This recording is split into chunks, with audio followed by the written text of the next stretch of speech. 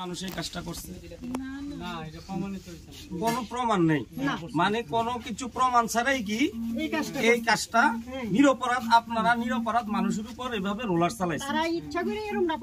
হ্যাঁ, আপনারা বাড়িতে একটা মানে দেখা যায় গরু জ্বালাই দিছে, সব জ্বালাই দিছে। আমরা এখানে আইছি, বিভিন্ন সংগঠনের প্রতিনিধিরা আইছি।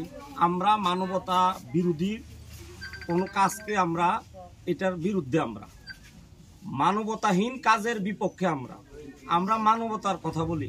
এই জন্য আমরা যে অমানবিক ঘটনা ঘটছে ওইটা শুনে আমরা আইছি।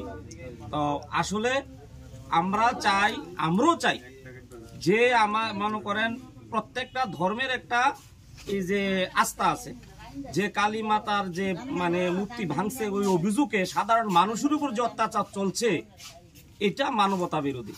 আর যে কালী মাতা ভাঙছে আমরাও চাই সে যে ধর্মেরও হোক তাকে সাজা, কিন্তু নিরপরাধ মানুষের উপর কেন অত্যাচার?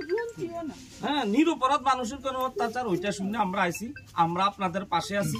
আমরা চাই না এই রাজ্যে শান্তি সম্প্রীতি, আমরা এই রাজ্যের শান্তি সম্প্রীতি বিনষ্টকারী যে যারা এই যে উশৃঙ্খল করে তাদের বিপক্ষে আমরা সবাই জাতি ধর্ম নির্বিশেষে সবাই আমরা ঐক্যবদ্ধভাবে দাঁড়াই করব। এটা আমাদের স্লোগান।